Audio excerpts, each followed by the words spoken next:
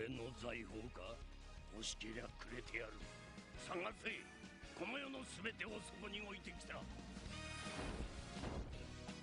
男たちはグランドラインを目指し夢を追い続ける。世はまさに大海賊時代。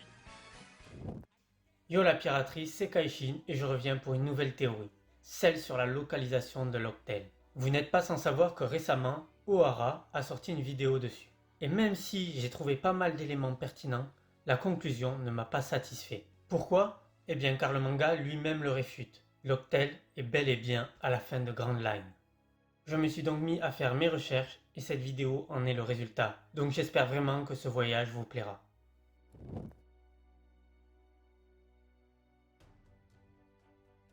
Grand Line a pour départ Reverse Mountain, une île hivernale vers laquelle se dirigent les courants marins des 4 mers. Luffy décrit cette montagne comme une montagne enchantée. Quant à Grand Line, c'est un océan obligeant les pirates à se diriger vers l'est. Il est pris entre deux ceintures appelées Calm Belt, et dont le champ magnétique déréglé ne permet pas de se diriger avec un compas standard. Grand Line est coupé en son centre par Red Line perpendiculairement, divisant le monde en deux. Nous donnons ainsi la première partie de Grand Line et le Nouveau Monde, où à son terminus se trouverait l'Octel. Voilà les bases de ce que nous savons sur le fonctionnement de Grand Line. Et même si ces informations basiques vous semblent superflues, elles auront une grande importance dans ce qui suit. La vidéo d'Ohara m'a permis de faire ce constat. Le voyage de Luffy suit le cycle du jour et de la nuit. En effet, la première partie de Grand Line est liée au soleil. Alabasta étant en son centre, il marque le zénith, le moment où il est le plus chaud, et ça correspond bien à l'intrigue de l'arc Alabasta. Quant à Sabaody et l'île des hommes poissons en sont à la fin, marquant le crépuscule, la plongée dans les ténèbres de la nuit.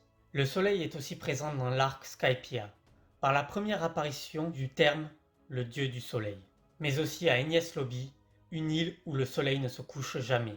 Nous avons donc dans la première partie de Grand Line le cycle du soleil, et donc dans la seconde moitié, dans le Nouveau Monde, nous avons le cycle de la lune. Commençant par l'île des hommes poissons, plongée au fond de l'océan, n'ayant de la lumière que via l'arbre d'Ève.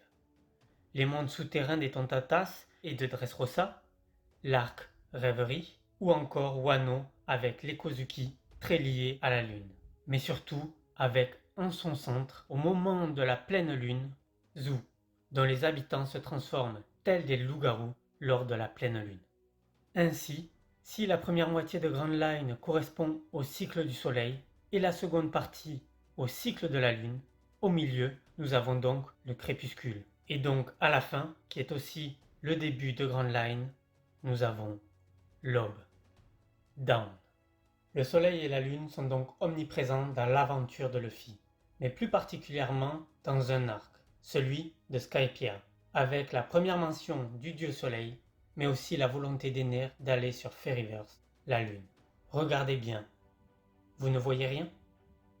Et si je fais ceci, vous voyez mieux? Et oui, Chandora la cité d'or, l'œil ouvert serait le soleil.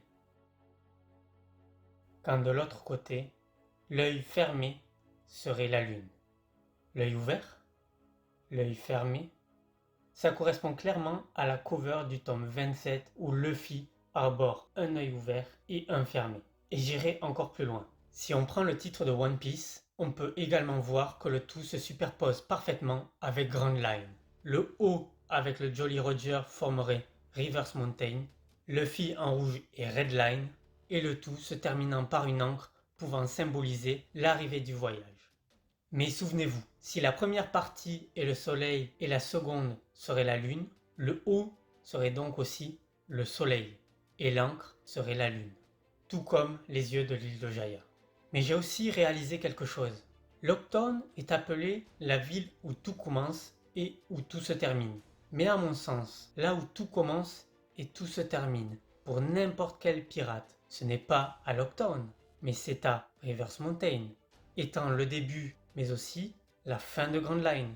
Donc si on couple le haut et l'encre du titre, nous obtenons ceci, nous indiquant peut-être la réelle position de l'Octail, là où il y a l'aube. On peut aussi rajouter que d'après Khorassan, les dix sont opposés aux dieux, et la position opposée à Marie-Joise n'est autre que Reverse Mountain. Mais comment Locktail pourrait se retrouver sur Reverse Mountain? Eh bien la réponse est qu'elle n'est pas forcément sur, mais sous. Luffy a voyagé dans le ciel, sous la mer, mais il n'a pas encore fait sous la terre. Et vous allez voir qu'avec ce que j'ai trouvé, ce n'est pas si bête. Il faut savoir qu'Oda s'est inspiré d'énormément de choses pour les personnages, les lieux ou encore les pouvoirs de son univers. Et Locktail en fait assurément partie. Pour moi, Oda s'est inspiré principalement de la mythologie hindoue et nordique pour son œuvre. Je vous conseille donc de voir ma série de 4 vidéos consacrées au lien entre One Piece et ces deux mythes. Par exemple, dans la mythologie hindoue, le héros de la guerre de Bharata visite une cité dans le désert appelée Puranakila, ressemblant étrangement à Alabasta, mais aussi une cité dans le ciel appelée Cité d'Or, ou encore une cité sous-marine. Il y apprend un art du combat appelé l'armement, mais aussi pouvoir frapper ses adversaires les yeux fermés, etc., etc., etc. On y retrouve aussi le dieu singe Hanuman, traversant les océans du monde pour rejoindre l'île de Lanka. Ici, pour moi, Locktail pourrait tirer une inspiration de cette fameuse Lanka. Mais pas que. De l'autre côté, dans la mythologie nordique, j'ai pu vous prouver que les Mugi étaient aussi inspirés des dieux nordiques. Luffy étant Odin, Zoro serait Tyr, dieu de la guerre possédant une épée maudite, tuant ses possesseurs. Nami serait Freyr, déesse de la fertilité, ayant une épée magique contrôlant la météo, ainsi qu'un bateau pouvant traverser mer et terre et se ranger dans une petite boîte. Usopp serait Odre, le dieu archer, ne ratant jamais sa cible et lançant des plantes. Sanji serait Vidar, dieu de la colère, combattant avec ses pieds, etc., etc., etc. Et je vous ai également dit que l'affrontement entre les Mugiwara et Barbe Noire serait associé au Ragnarok. Svart, le grand méchant de cette bataille, est associé aux ténèbres. Tyr y affronte Garm, le chien gardien des enfers, et Shiryu était gardien d'Impel Down, inspiré des 6 niveaux de l'enfer. Vidar, qui combat avec ses pieds, affronte Fenrir, le loup pouvant grandir incommensurablement, comme Sandron Wolf, etc., etc., etc. Mais ce qui est important pour nous ici, pour Locktail, c'est comment se termine le Ragnarok. Il se termine comme ceci. Après le Ragnarok, les dieux survivants retournèrent à Idavol, là où autrefois s'élevait Asgard. Ils y trouveront les tablettes d'or et évoqueront les antiques secrets de tous les événements qui autrefois se déroulèrent. Si les tablettes d'or pourraient clairement faire référence aux poneglyphes, les antiques secrets de tous les événements qui autrefois se déroulèrent feraient référence à l'histoire du siècle oublié qui serait découvert à Locktail.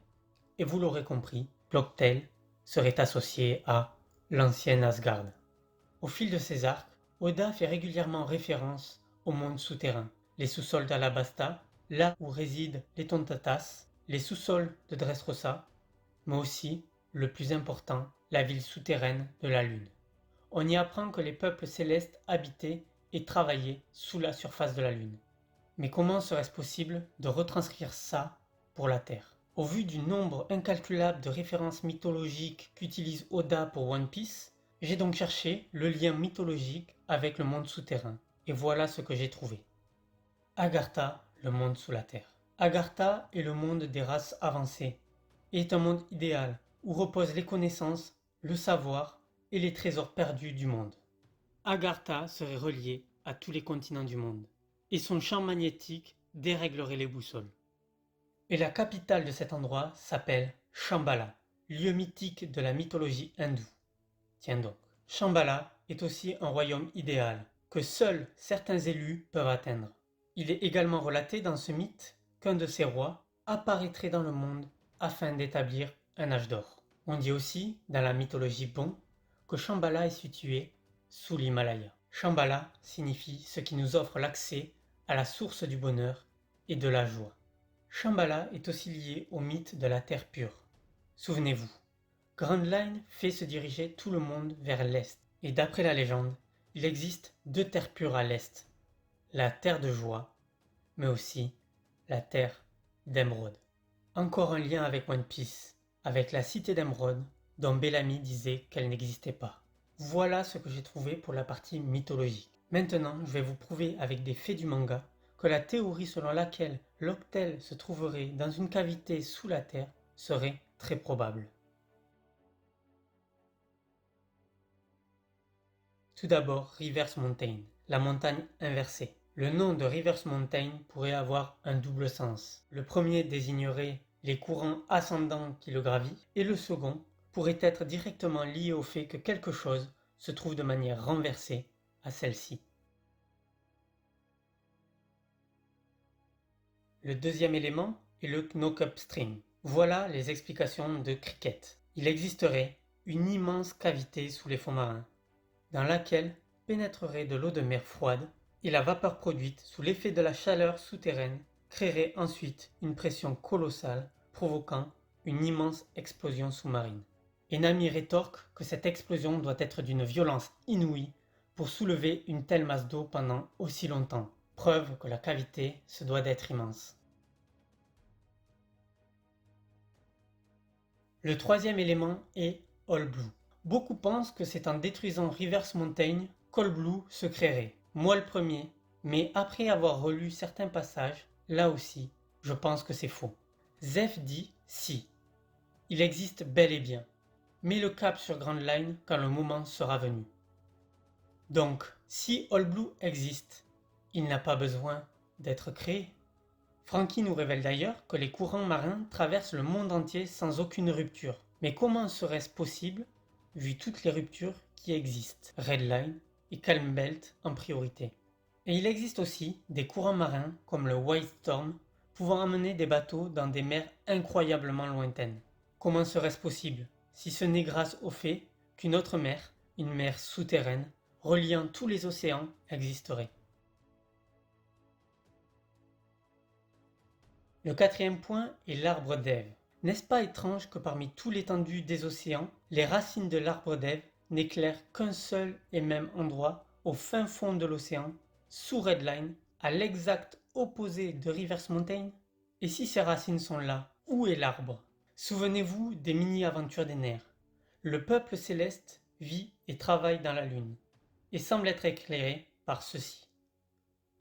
Cela ne ressemble-t-il pas à un arbre? Alors imaginons, si l'Octel est le verso de Reverse Mountain, dans une cavité énorme où la gravité s'inverse et où le reste serait une large étendue d'eau, alors l'arbre d'Ève serait à son exact opposé, brillant tel un soleil de manière perpétuelle. Ce qui pourrait aussi nous rappeler le mythe d'Yggdrasil, l'arbre de vie, entouré par le serpent Jormungand. Et qu'est-ce qui entoure le monde? Le serpent rouge de sang, Red Line. Et ça pourrait aussi expliquer pourquoi Barbe Noire ne dort jamais. Lady pouvant être un pays où le soleil ne se couche jamais. Le point suivant est Enies Lobby, où un énorme trou se trouve en dessous. Comment se fait-il que ce trou ne se remplisse jamais? Comment se fait-il qu'il fasse jour 24 heures sur 24? Eh bien c'est simple. Si la Terre est creuse, il est donc normal que ça ne puisse pas se remplir. Et donc, si le jour éclaire Enies Lobby, alors il se peut que la nuit, ce soit la lumière de l'arbre d'Ève passant par ce trou qui éclairerait Enies Lobby, maintenant l'île dans la lumière nuit et jour. Et donc, ce monde souterrain où seul l'Octel aurait sa place et dont le reste des parois formerait All Blue, éclairé par l'arbre d'Ève, serait la réponse au mystère que Luffy et les Mugi auraient rencontré durant leur voyage. On peut aussi imaginer que l'Octel soit au centre de la Terre réellement, et qu'une avancée de terre la relie à Reverse Mountain, tout comme Enies Lobby ou l'encre du titre One Piece, et que le reste des parois de cette cavité, comme le haut du titre de One Piece, soit l'océan All Blue. Ainsi, Roger et son équipage ne riraient pas pour l'histoire du siècle oublié, mais bel et bien pour ce monde gigantesque qui se trouvait là, juste devant leurs yeux.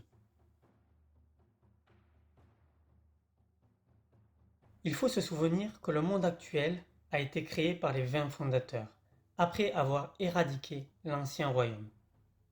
Il se peut donc que l'ancien royaume ait été prévenu que l'Alliance allait bientôt les attaquer.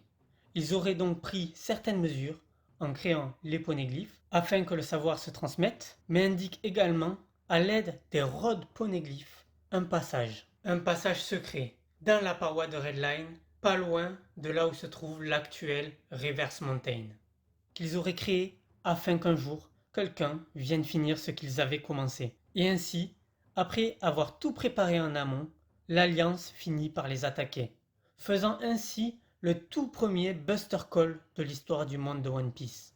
Évidemment, à cette période, un large passage devait exister, mais une fois l'Octel détruite, ils auraient donc scellé le passage en détruisant Redline, créant ainsi Reverse Mountain et le monde que nous connaissons maintenant.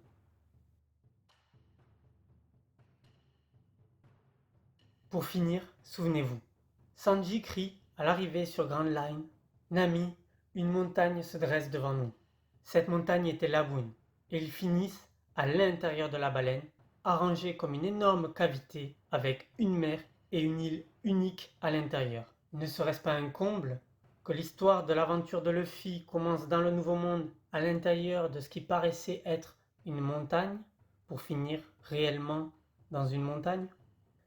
Mais le plus drôle dans tout ça, c'est qu'Agartha a d'autres noms. Elle s'appelle aussi Asgard, mais également le royaume du soleil.